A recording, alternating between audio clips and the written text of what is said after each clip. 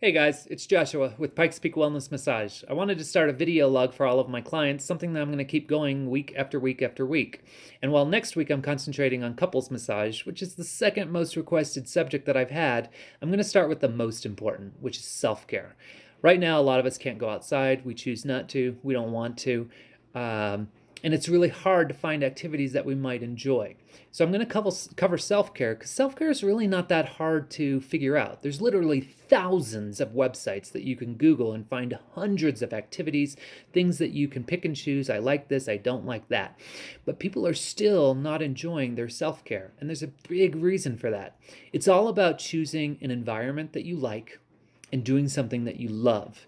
And I think people miss that. So let's take some examples, like a hot bubble bath. That might be the perfect idea for you for self-care. But it's not self-care when you've got people on the other side of the door banging to be let in, or they want you to start cooking or something like that. Or if you're like me and I try to multitask, sometimes I take my tablet into the bath and I'm paying bills or I'm replying to emails just so I can relax and then accomplish something on my to-do list. Oh, sorry. That's not self-care. I mean, it's a little bit, but I'm not enjoying the bath quite as much as I would if I didn't have people knocking on my door and I didn't take my tablet into the bath. However, a bath does become self-care when maybe I've got my favorite music playing or lighting candles, drinking wine, whatever you got going on there. Bath isn't for everybody. Let's take another one like massage. Massage is the ideal self-care. But it's not self-care if you go somewhere and you're massaged by someone you're not comfortable with. They might smell weird, the environment smells weird, there's people talking on the outside of the door, they're not using the pressure that you like, and then you just accept it and just like, well, that's not really deep tissue. Suddenly your massage, not self-care. So you have to think about what you're getting done and how it's being done, right? Are you in an environment that you love, and are you doing something that you love? Let's take a couple of ideas.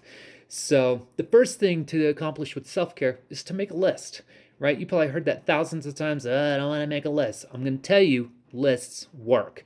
I make a list every night of what I'm going to get done during the day. Sometimes I put my have to do's on there, but I always put my want to do's. All right. And then a list is pretty important because when you look at that list, you're going to do the first thing that lots of people have trouble with. Stop procrastinating. When you make a list and you're like, I want to work on my hobbies today, I got to feed the kids today, I want to walk the dog, I want to take a walk just for myself, whatever it is, you're going to make that long list of my have to do's. Again, I leave that off my list because I know what I have to do. But you're certainly going to make that list of things that I want to do.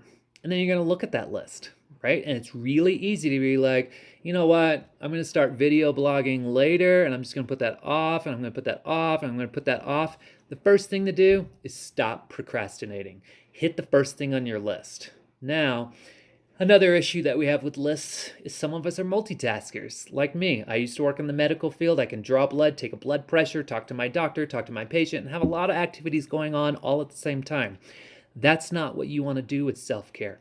Take one activity. That's the activity that I'm going to do. Now, that can be challenging if the activity you want to do is learn how to cook something new. I'm going to cover that one in a second. But if you're a parent, I'm not, and I'm happy for that. But if you're a parent, sometimes cooking also involves running over and dealing with a child that's misbehaving or helping a child with homework, and then you're trying to cook at the same time. Those are challenges that you're going to have to figure out.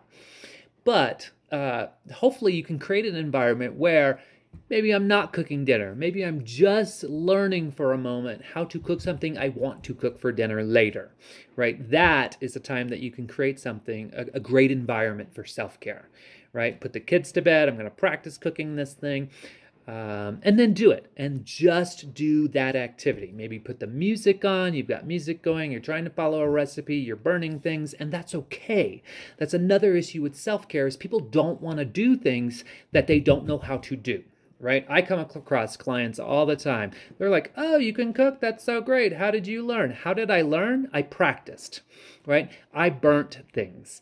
I learned how to boil water without catching my stove on fire, right? You're not going to become good at something unless you practice. And it's okay to fail. So a good idea for self-care, which is one that I happen to love, is cooking.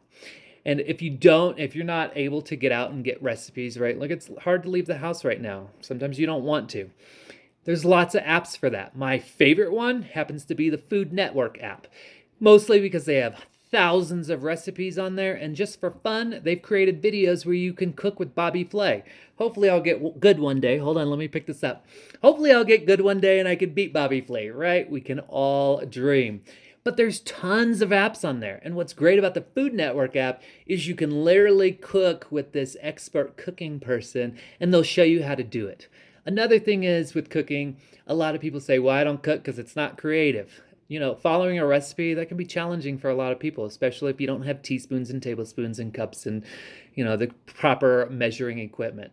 Cooking, especially stovetop cooking, that recipe is just a guide, right? Like when I cook all the time, there's lots of things that I don't eat. I don't eat seafood, but I do pick up seafood recipes. And I just trade out. I don't want shrimp. Maybe I want chicken or pork or lamb or something like that. And I can easily switch that out.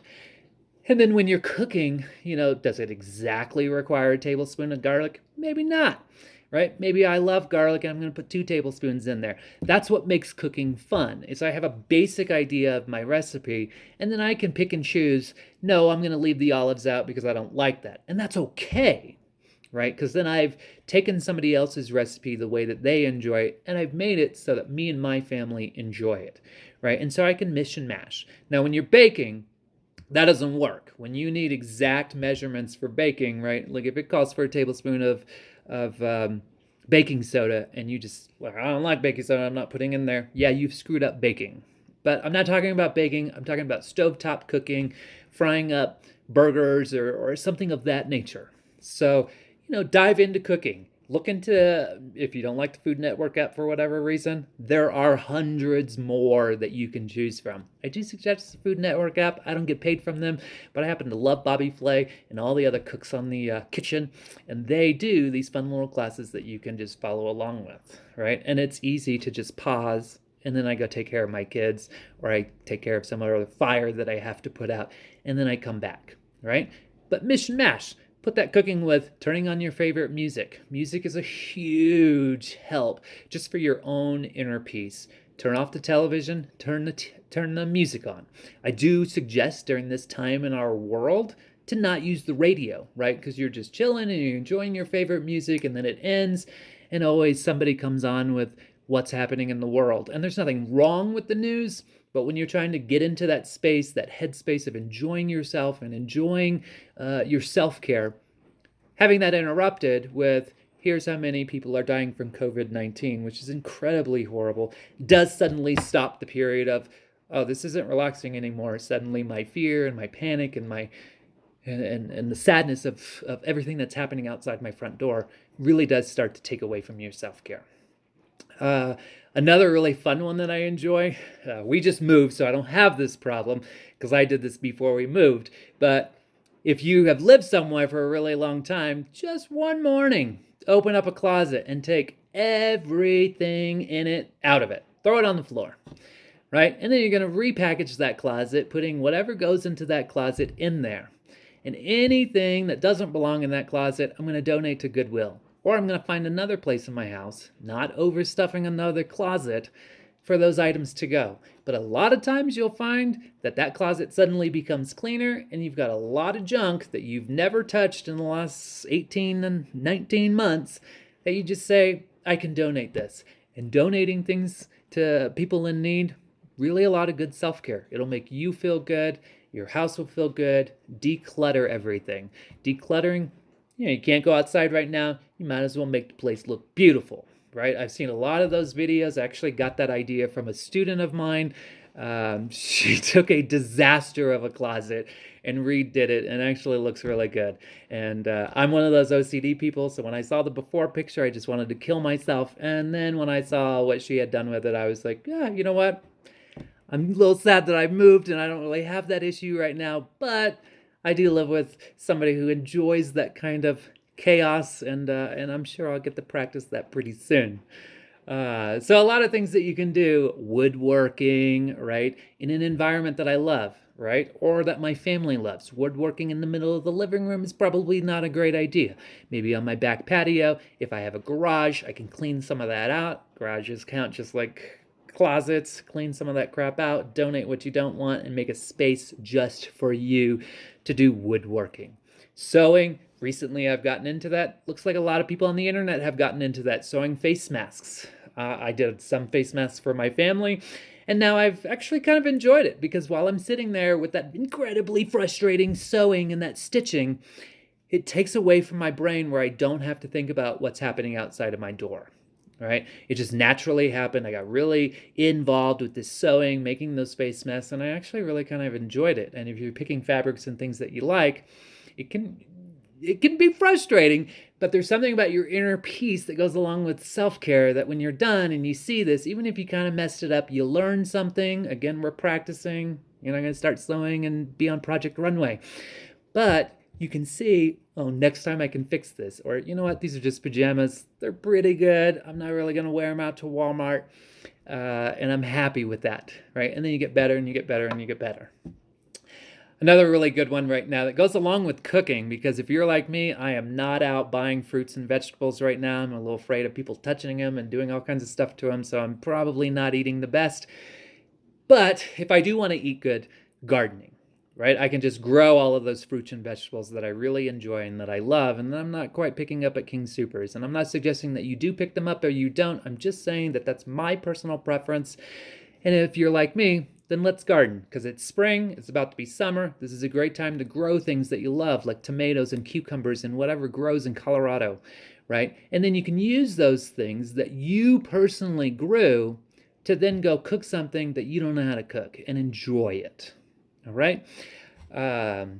So that is just some of the ideas for self-care.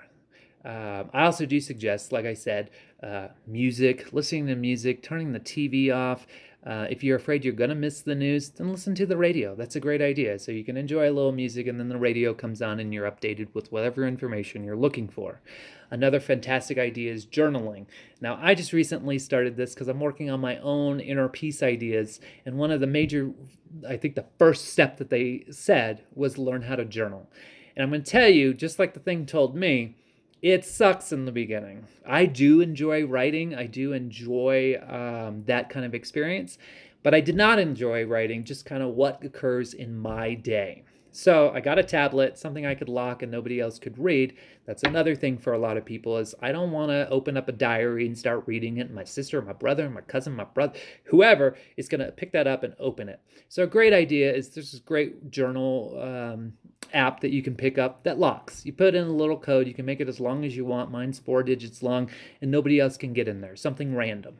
And then just start journaling. After about 3 days, now I can't wait to just experience that and get out all of that frustration or some of that happiness that I want to remember. And particularly journaling at this time in our lives could actually be interesting because you can look back in a year and be like, whoa, that's something that I enjoyed back then when I couldn't leave the home. Or you can look back and say, yeah, I remember that time in our life where we couldn't leave our houses and we couldn't do things. And so it might be interesting in the future to look back on some of that journaling. Another great thing that hopefully a lot of people are doing is getting out and walking. I see a lot of people out playing right now in this time, and that's really good that they get out with their families. Hopefully they're just tossing a ball between the people who live with them.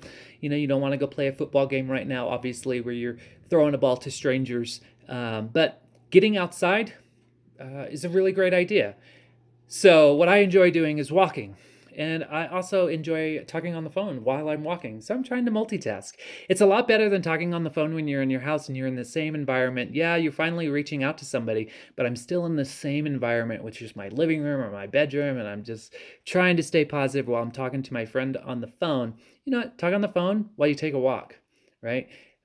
Lately, it's been getting really beautiful outside. I walk right around dusk, so the sun is just starting to go down, and that just makes me feel really good, which also contributes to the conversation that I'm having on the phone, because then I'm conveying something positive to the person that I'm talking to, and they're conveying something positive back to me, right? And that's really strong self-care, all right?